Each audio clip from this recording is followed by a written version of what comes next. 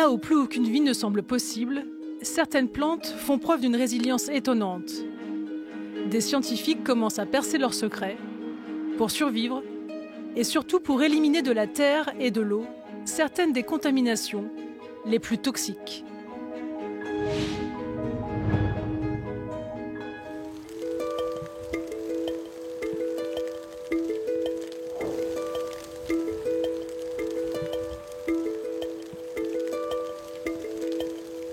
Il faut dépolluer les sols parce que sinon, les polluants vont se retrouver dans les eaux des nappes phréatiques, vont s'envoler dans l'air que vous respirez et dans les ruisseaux dans lesquels vous allez pêcher.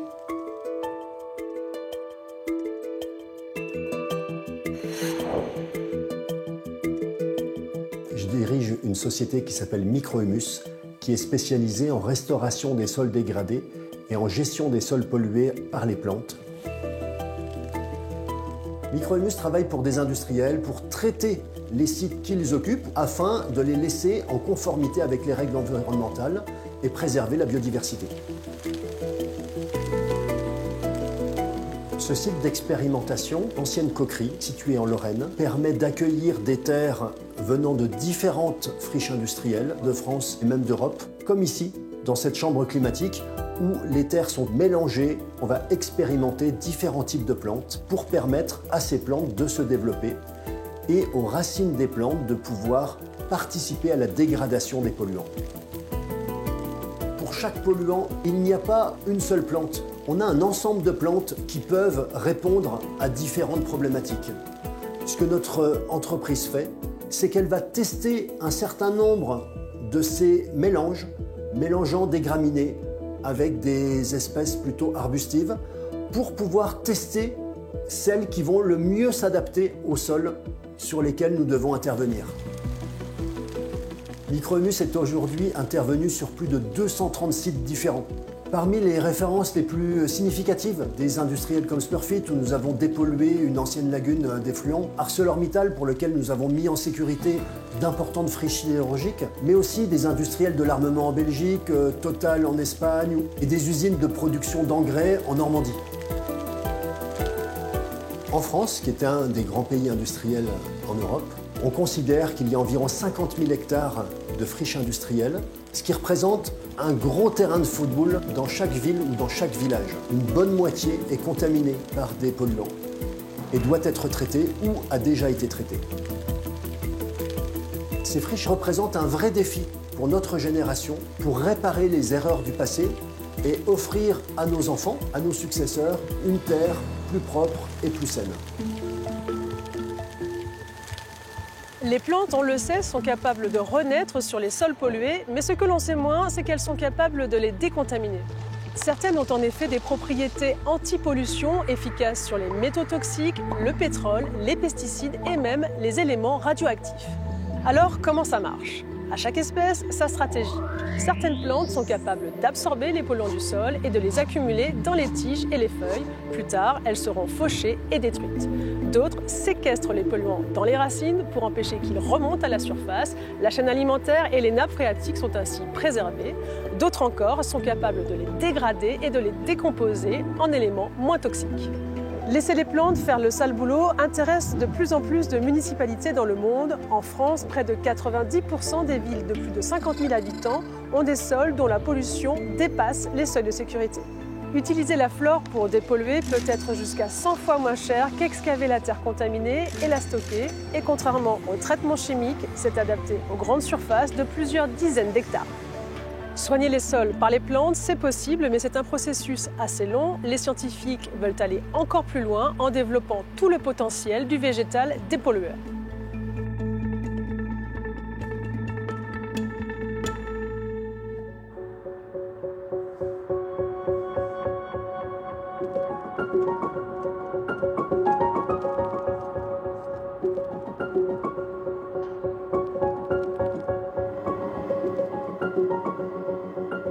Je suis directrice de recherche dans un laboratoire où on étudie la physiologie végétale.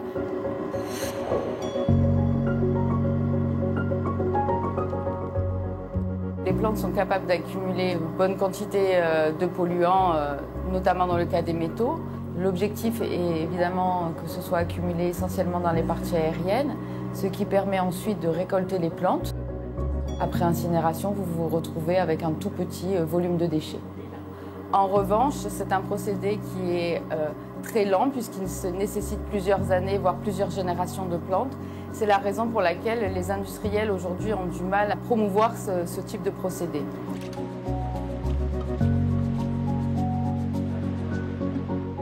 Deuxième procédé qui aujourd'hui est plus valorisable, la plante en fait n'accumule pas mais au contraire stabilise le polluant. Ce procédé en fait permet de cultiver des plantes sur un sol contaminé, donc de redonner de la valeur à ces sols. On peut produire non seulement des bioplastiques, du bois, du paillis, mais aussi des huiles, des tissus, de la fibre. La profondeur d'enracinement des plantes est de l'ordre de 60 à 80 cm, donc il ne faut pas que le polluant soit très profond. Une autre limite qui est très importante, on ne peut pas faire pousser sur des sites miniers des espèces qui sont tropicales par exemple.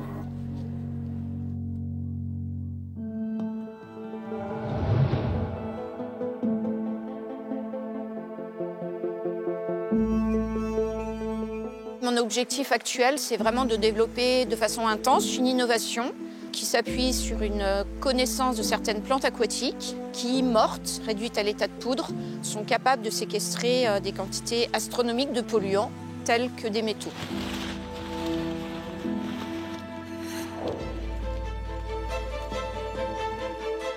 Quand on s'intéresse à la pollution des sols, on est très vite confronté à un continuum de pollution entre celle du sol et celle de l'eau. On ne peut pas dissocier ces deux problèmes de pollution.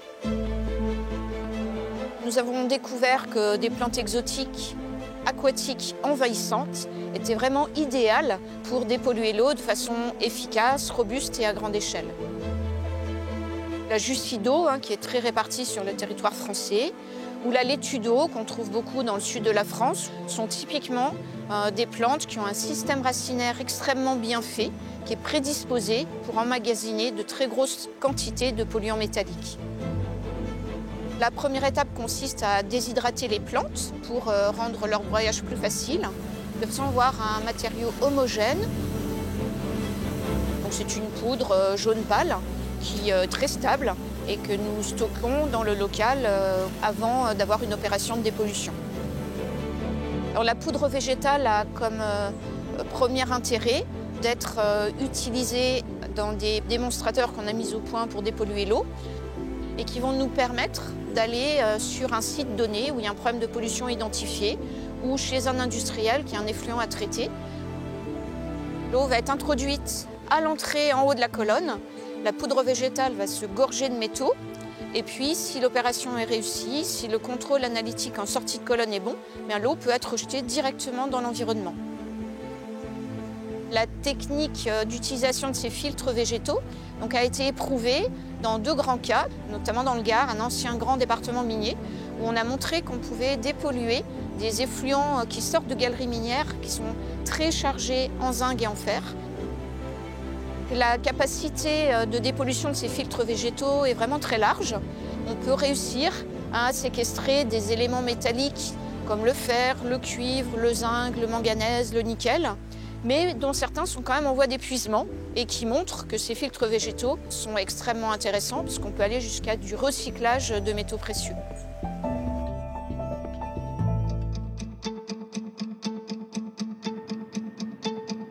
La dépollution n'est qu'une première étape de nos travaux.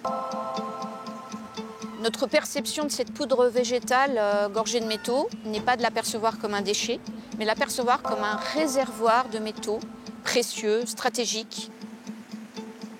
Plutôt que d'aller les chercher dans l'extraction minière, on les a trouvés là et on a transformé cette poudre riche en métaux en éco-catalyseur.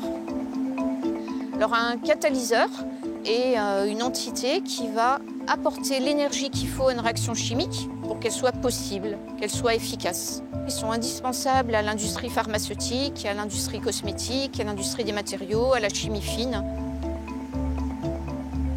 Pour passer de la poudre végétale riche en métaux en éco-catalyseur, On a choisi de développer le procédé le plus sobre possible, sans aucun intrant chimique. Il s'agit d'un traitement thermique dans un four adapté. On va concentrer la matière végétale en minéraux et c'est notre futur éco-catalyseur. Alors l'éco-catalyseur est l'étape intermédiaire. Donc la troisième et dernière étape consiste à utiliser ces éco-catalyseurs pour produire des molécules à haute valeur ajoutée avec l'ambition de remplacer tout ce qui vient de la pétrochimie dans le domaine cosmétique, dans le domaine des parfums, dans le domaine des médicaments.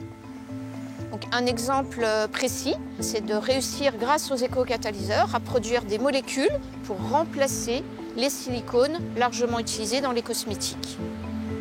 Un autre exemple important, c'est d'aller traiter des effluents de l'industrie pharmaceutique qui sont souvent riches en un élément stratégique, rare, qui coûte de plus en plus cher, c'est le palladium. Donc on fait coup double, on dépollue l'eau avant rejet et on récupère le palladium à travers la poudre végétale pour construire un grand nombre de nos médicaments, notamment par exemple dans le domaine du cancer.